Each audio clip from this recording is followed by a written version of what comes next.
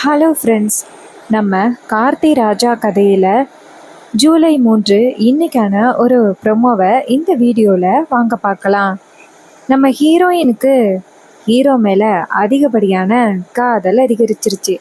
அவங்களோட காதலை வெளிப்படுத்துகிற விதமாக ஹீரோயின் என்ன பண்ணுறாங்கன்னா, அவங்களோட கல்யாண ஃபோட்டோவை பார்க்குறாங்க. பார்த்துட்டு நேராக ஆல்பம் கடைக்கு போகிறாங்க. அங்கே போயிட்டு அந்த ஃபோட்டோவை கொடுத்து, இங்கே பாருங்கள், இதை பெரிய ஆல்பமாக ரெடி பண்ணி கொடுங்களேன் அப்படின்னு சொன்னதோட அவங்களும் சரிங்க மேடம் அப்படின்னு பெரிய ஃபோட்டோவை ரெடி பண்ணுறாங்க. அப்போ நம்ம ஹீரோயின் அந்த ஃபோட்டோவை வாங்கிக்கிட்டு பார்க்குறாங்க. அவங்க தாலி கட்டின ஃபோட்டோ தாங்க அது. ஹீரோவும் ஹீரோயினும் ரொம்ப அழகாக இருப்பாங்க. அப்போ ஹீரோயின் ஃபோட்டோவை பார்த்துட்டு, இந்த ஃபோட்டோ ரொம்ப சூப்பராக இருக்குது, இது வீட்டில் உள்ள எல்லாருக்கிட்டையும் கொண்டு போய் காமிக்கணும் அப்படின்னு ஹீரோயின் ரொம்ப சந்தோஷமா வீட்டுக்கு வராங்க. அதுவும் அதை ஃபுல்லா கவர் பண்ணிக்கிட்டு வராங்க. ஹீரோயின் பெரிய போட்டோவா, அதாவது ஏதோ பெரிய பார்சல் மாதிரி கொண்டு வரத நம்ம ஹீரோயினோட அம்மா கவனிக்கிறாங்க. அப்பதான், அம்மாடி என்னம்மா அது அப்படின்னு கேக்குறாங்க. ஹீரோயின் சொல்றாங்க, அம்மா இது உங்க எல்லாருக்கும் ஒரு சர்ப்ரைஸ்மா. அப்ப ஹீரோயின் அக்கா கேக்குறாங்க, என்னடி சர்ப்ரைஸ் கொண்டு வந்திருக்க? ஹீரோயின் சொல்றாங்க, ஒரு நிமிஷம் இருங்க, நான் காட்டுறேன் அப்படின்னு சொல்லிட்டு அந்த கவரை பிரிக்கிறாங்க. கவரை பிரிச்சு எல்லாருக்கிட்டையும் அந்த போட்டோவை காமிக்கிறாங்க. அதை பார்த்ததும் நம்ம ஹீரோயின் அம்மாவுக்கு ரொம்ப பெரிய சந்தோஷம். எப்படியாவது நம்ம பொண்ணு மாப்பிள்ளை கூட சேர்ந்து சந்தோஷமா வாழ்ந்தா போதும் அப்படின்னு நினைச்சிட்டு இருந்தாங்க. இப்போ அதே மாதிரி அந்த பொண்ணும் இப்போ மாப்பிள்ளை கூட சேர்ந்து சந்தோஷமாக வாழ போகிறதுக்கான ஒரு ஃபோட்டோ தாங்க அது. அதை பார்த்ததோட ரொம்ப சந்தோஷமாகிருச்சு. அப்போ அந்த வில்லி இருக்காங்க பாருங்க, எப்படா அவங்க 2 பேரையும் பிரித்து விடலான்னு நினச்சாங்க. ஆனால் இப்படி ஒரு ஃபோட்டோவை காமிச்சதோட வில்லிக்கு பயங்கர ஷாக்கு. அப்போ வில்லி கேட்குறாங்க, என்னடி அது? அதுக்கு ஹீரோயின் சொல்கிறாங்க, என்ன இதா? இது எங்களோட கல்யாண ஆல்பம், பார்த்தா உங்களுக்கு தெரியலையா? அப்ப வில்லி கேக்குறாங்க, உனக்கு அந்த பையன் கூட சேர்ந்து வாழ விருப்பம் இல்லைன்னு சொன்ன, என்ன போட்டோவை காமிக்கிற? அப்ப நம்ம வில்லியோட அக்கா கேக்குறாங்க, ஏ சந்திரா, என்ன நினைச்சிட்டு இருக்க? அவங்க 2 பேரும் சேர்ந்து சந்தோஷமா வாழட்டும்னு நான் நினைச்சிட்டு இருக்கேன், நீ என்ன 2 பேரும் பிரியட்டும்னு நினைச்சிட்டு இருந்தியா? அப்ப வில்லி டக்குன்னு அதிர்ச்சியாகி, இல்லக்கா, நான் என்ன கேட்டேன்னா, அவன் பொண்ணுக்கு முன்னாடி அவனை பிடிக்கல, ஆனால் இப்போ பிடிச்சிருக்குன்னு சொல்கிறாளேன்னு கேட்டேன். அதுக்கு ஹீரோயின் சொல்கிறாங்க, இங்கே பாருங்க, ஆரம்பத்தில் நான் கூட அவரை ரொம்ப தப்பாக நினச்சிட்டு இருந்தேன். ஒரு சில பேர் நல்லவங்கன்னு நினச்சி அவரை நான் ரொம்ப தப்பாக நினச்சிட்டேன். இப்போ தான் அவங்களோட முழுமையான குணமே எனக்கு தெரிய வந்துச்சு. அதனால தான் இனிமேல் நான் எந்த பிரச்சனையும் இல்லாமல் அவர் கூட சேர்ந்து வாழலாம் அப்படின்னு நான் முடிவு பண்ணிட்டேன். இதை கேட்டதும் வில்லிக்கு ரொம்ப அதிர்ச்சி. நம்மளுக்கு கடைசியாக ஆதரவாக இருந்தது இவ மட்டும்தான், இப்ப இவளும் காலியாகிட்டாளா அப்படின்னு. அப்ப நம்ம ஹீரோயின் அம்மா சொல்றாங்க, இங்க பாருமா, நீ இப்படி மனசு மாறி மாப்பிள்ளை கூட சேர்ந்து சந்தோஷமா வாழ போறது எனக்கு ரொம்ப சந்தோஷமா இருக்குமா. இதை கேட்டுட்டு, அம்மா நீங்க சரியான முடிவு தாம்மா எடுத்திருக்கீங்க அப்படின்னு சொல்லிட்டு அவங்க அம்மாவோட கையை பிடிச்சி, நீங்க தேடினாலும் இந்த மாதிரி ஒருத்தர் கிடைக்க மாட்டாருமா அப்படின்னு சொல்ல, அப்ப அந்த வில்லி நினைக்கிறாங்க, என்ன இது, இவ்வளோ நாளும் வேண்டான்னு சொல்லிக்கிட்டு இருந்தவ இப்ப திடீர்னு அவனை பத்தி புகழ்றாளே, என்னவா இருக்கும் அப்படின்னு வில்லி நினைக்கிறாங்க. அப்பதான் ஹீரோயின் அக்கா சொல்றாங்க, சரி சரி, அந்த போட்டோவை நீ எங்க வைக்க போற? அப்ப ஹீரோயின் வந்துட்டு அந்த போட்டோவை கொண்டு போய் கரெக்டா ஒரு சேர் எடுத்து போட்டு கொண்டு போய் மாட்டுறாங்க. அதை பார்த்துட்டு நம்ம ஹீரோயினோட அம்மா ரொம்ப சந்தோஷப்படுறாங்க.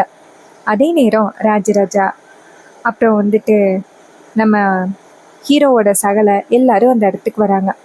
ஹீரோயின் வந்து சவத்துல போட்டோ மாட்டி இருக்கிறத ஹீரோ கவனிக்கிறாரு. ஹீரோயினோட அப்பா கேக்குறாரு, அம்மாடி என்னம்மா இது? அப்ப ஹீரோயின் சொல்றாங்க, அப்பா இது எனக்கும் அவருக்கும் நடந்த கல்யாண போட்டோப்பா, நல்லா இருக்கா அப்படின்னு. அவரு போட்டோவை பார்த்துட்டு, ஆச்சரியமா இருக்கு, நீயாமா ரெடி பண்ணி கொண்டாந்து மாட்டுற? அப்ப ஹீரோயின் சொல்றாங்க, ஆமாப்பா, ஏன்பா உங்களுக்கு பிடிக்கலையா? அவர் சொல்றாரு, என்னம்மா இப்படி சொல்ற? நீ இப்படி போட்டோவை கொண்டாந்து மாட்டினது எனக்கு எவ்வளவு சந்தோஷமா தெரியுமா இருக்கு. போட்டோ ரொம்ப சூப்பரா இருக்குமா அப்படின்னு சொல்ல, அப்ப ஹீரோ ஏதாவது சொல்லுவாரா அப்படின்னு எதிர்பார்த்துக்கிட்டு நிக்கிறாங்க. அப்ப சகல நேரா ஹீரோவை பார்த்து, யோ என்னையா வாய முடிக்கிட்டு இருக்க, எவ்வளவு சூப்பரான ஒரு போட்டோவை அவங்க ரெடி பண்ணி கொண்டாந்து வச்சிருக்காங்க, நல்லா இருக்குன்னு சொல்லுங்க. உடனேயே ஹீரோ நேரா ஹீரோயினை பார்த்து போட்டோ நல்லா இருக்கு அப்படின்னு சொல்லிட்டு போறாரு. அப்ப சகல நினைக்கிறாரு, ஐயோ இவர் என்ன இப்படி பேசுறாரு அப்படின்னு. ஹீரோயினுக்கு சேட் ஆகுது, என்ன ஒரே வார்த்தை நல்லா இருக்குன்னு மட்டும் சொல்லிட்டு போயிட்டாரு அப்படின்னு. அதுக்கப்புறம் ஹீரோயினோட அப்பா சொல்றாங்க, அம்மாடி இந்த போட்டோ நீ கொண்டாந்து மாட்டினது சும்மா கொண்டாந்து மாட்டினியா, இல்ல மனசுக்குள்ள ஏதாவது ஆசை வச்சுக்கிட்டு கொண்டாந்து மாட்டினியா? அப்ப ஹீரோயின் சொல்றாங்க, அப்பா இதே எங்களோட கல்யாண போட்டோ, இது இங்க இருக்கிறதுல என்னப்பா தப்பு அப்படின்னு சொல்லிட்டு ஹீரோயின் அந்த இடத்துல இருந்து போறாங்க. அப்ப வில்லிக்கு ரொம்ப அதிர்ச்சி, இவ என்ன முன்னாடி எப்ப பார்த்தாலும் அவனை திட்டிக்கிட்டே இருப்பா, கரிச்சு கொட்டிக்கிட்டே இருப்பா, ஆனா இப்ப போட்டோ வரைக்கும் வந்துட்டா, கண்டிப்பா ஏதோ ஒரு விஷயம் நடந்திருக்கு அப்படின்னு வில்லி நினைக்கிறாங்க. இன்னொரு பக்கம் நம்ம சகல இருக்காங்கல்ல, அவங்க நேரா ஹீரோயினோட அக்காட்ட போயிட்டு, பாத்தியா ரோகு உனக்கு தோணுச்சா, பாத்தியா குழந்தையால அப்படின்னு. அதுக்கு ரோகு சொல்றாங்க, என்னங்க நம்ம என்ன பிரச்சனையில இருக்கோம் அப்படிங்கறது உங்களுக்கு தெரியுமா இல்லையா? அதுக்கு அவரு சொல்றாரு, தெரியும் ரோகு, ஆனா இப்போதைக்கு நம்ம அத்தை கிட்ட சொல்லாம இருக்கிறது நல்லது, கொஞ்ச நாள் போட்டுமே. அப்ப ரோகு சொல்றாங்க, இங்க பாருங்க வயிறு காமிச்சு கொடுத்துரும். இது கேட்டதோட சகல சொல்றாரு, சரி அதுக்குள்ள எப்படியாவது சகல பார்த்து பாரு, நீ கவலைப்படாத அப்படின்னு சொன்னதோட ரோகுவும் சரிங்க அப்படின்னு சொல்லிட்டு போறாங்க. இன்னொரு பக்கம் ஹீரோ ரூம்ல இருக்க ஹீரோயின் அங்க இருந்து போறாங்க. போயிட்டு, ஏங்க அந்த போட்டோ உங்களுக்கு பிடிக்கலையா? ஹீரோ சொல்றாரு, என்ன இப்படி சொல்ற, போட்டோ சூப்பரா தான் இருக்கு, அதை பிடிக்கலன்னு யாரு சொல்லுவா?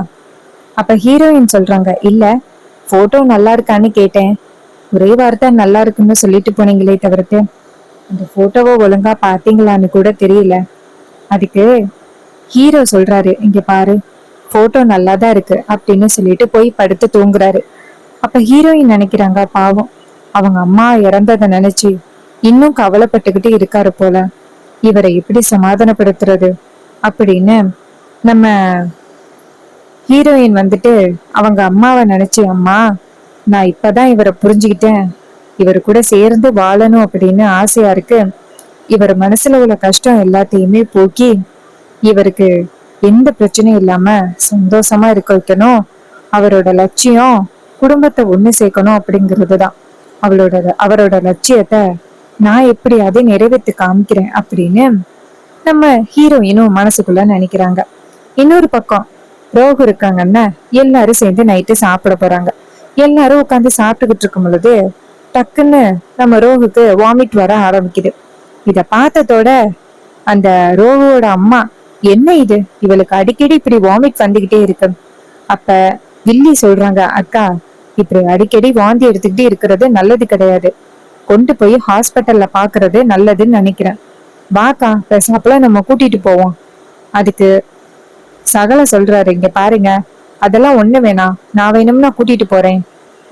அதுக்கு வில்லி சொல்றாங்க, இங்க பாருங்க அதெல்லாம் ஒண்ணு வேண்டாம், நானும் அக்காவும் கூட்டிட்டு போறோம். இது கேட்டதும் ரோகுக்கு பயம். அதுக்கு சகல சொல்றாரு, இல்ல நான் என்ன சொல்ல வரேன்னா, அப்ப டக்குன்னு அத்தை தடுத்து, இங்க பாருங்க மாப்பிள்ள, இப்படி ரோகு அடிக்கடி வாந்தி எடுக்கிறது நல்லது கிடையாது, வேற ஏதாவது பிரச்சனையா இருந்தா என்ன பண்றது?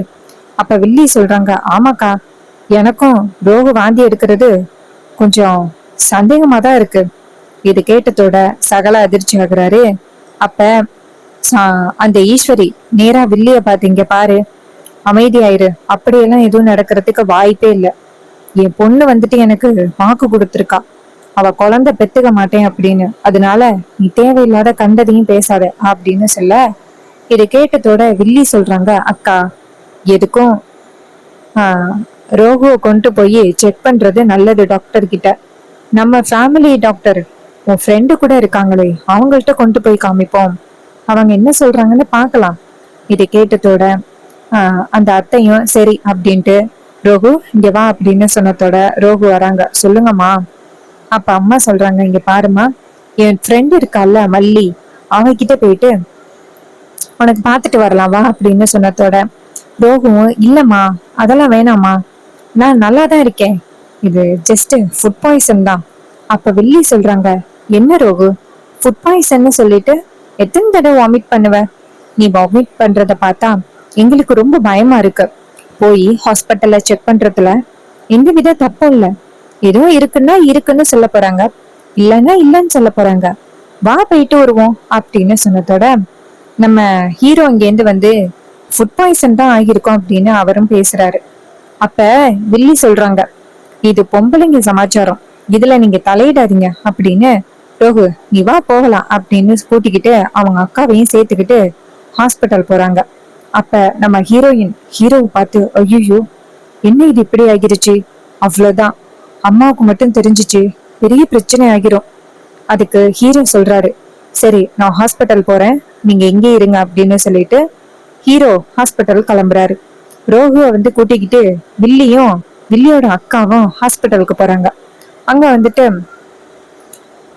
ஈஸ்வரி மல்லி இருக்காங்கல்ல, அவங்கள போய் பாக்குறாங்க. எப்படி இருக்க? அதுக்கு மல்லி சொல்றாங்க, நான் நல்லா இருக்கேன், நீ எப்படி இருக்க?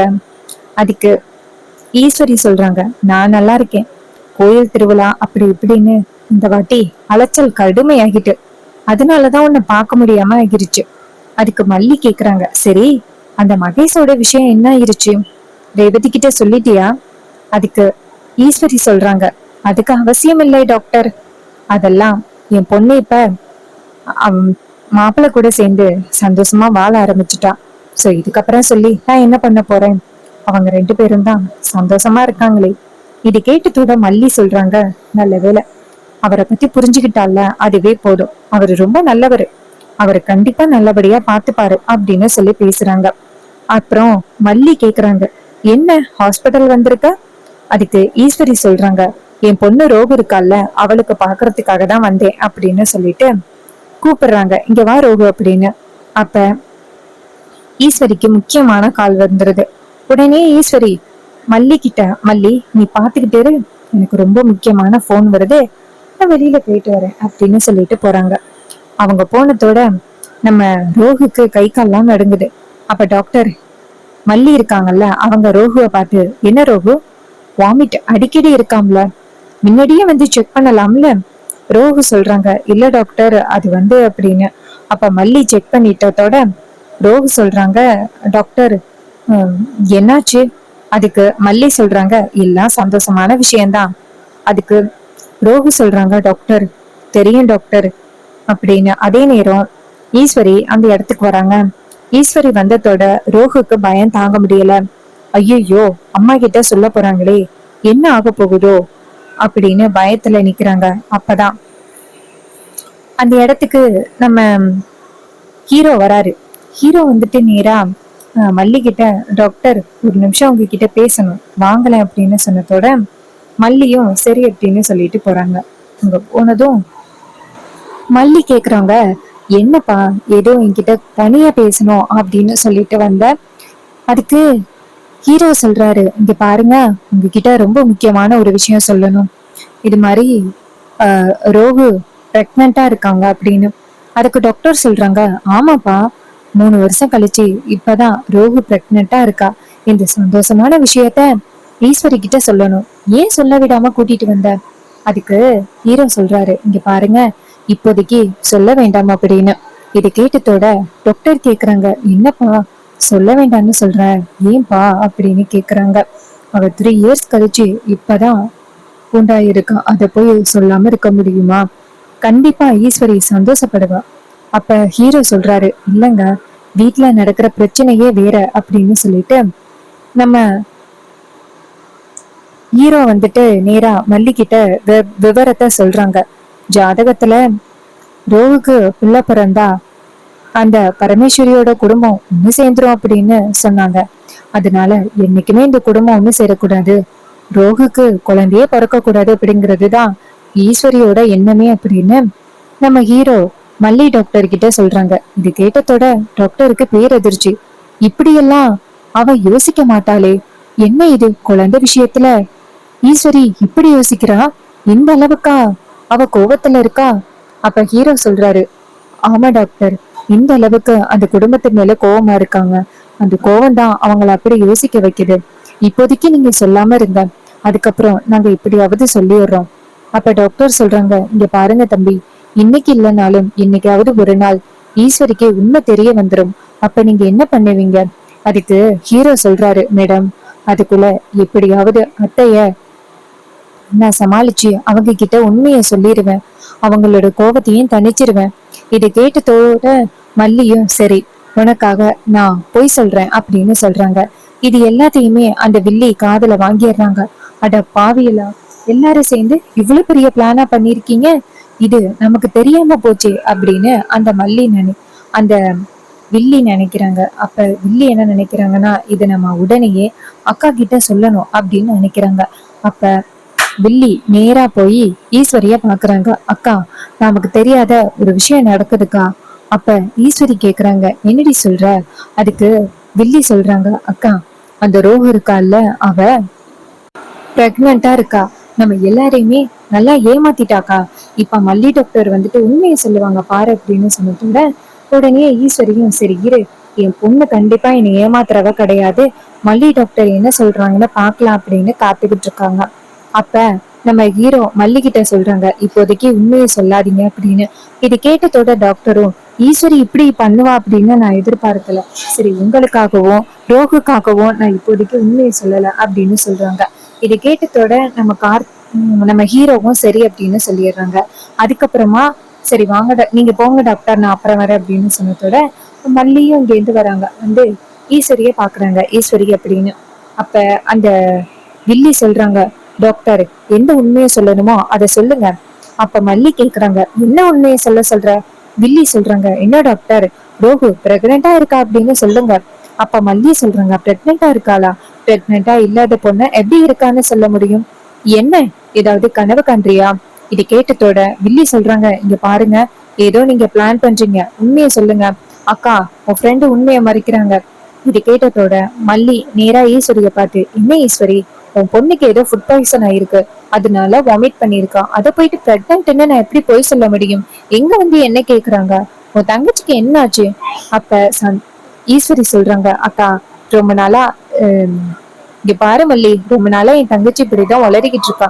அதையெல்லாம் நான் பெரிய விஷயமா நடிச்சுக்கிறது கிடையாது. சோ அவ ஏதோ இப்படி சொல்லிட்டான் அப்படிங்கிறதுக்காக கோச்சுக்காத அப்படின்னு சொன்னதோட மல்லியும், சரி ஓகே, அவ ஃபுட் பாய்சன் ஆயிட்டுல, ஏதோ வயிறு வெந்து போயிருக்கும் போல, ஒரு சில டேப்லெட் கொடுக்குறேன், அதை மட்டும் கொடுத்துரு. இது கேட்டதோட நம்ம ஈஸ்வரியும் சரி அப்படின்னு சொல்லிட்டு அந்த டேப்லெட்ஸை வாங்கிக்கிறாங்க. அதுக்கப்புறம் வில்லி நினைக்கிறாங்க, இவங்களும் சேர்ந்து போய் சொல்றாங்களா, எத்தனை நாளைக்கு ரோகு கர்ப்பமா இல்ல அப்படிங்கிறத மறைக்கிறாங்க, கர்ப்பமா இருக்கா அப்படிங்கிறத மறைக்கிறாங்க அப்படிங்கிறத நானும் பாத்துறேன் அப்படின்ட்டு அந்த வில்லி நினைக்கிறாங்க.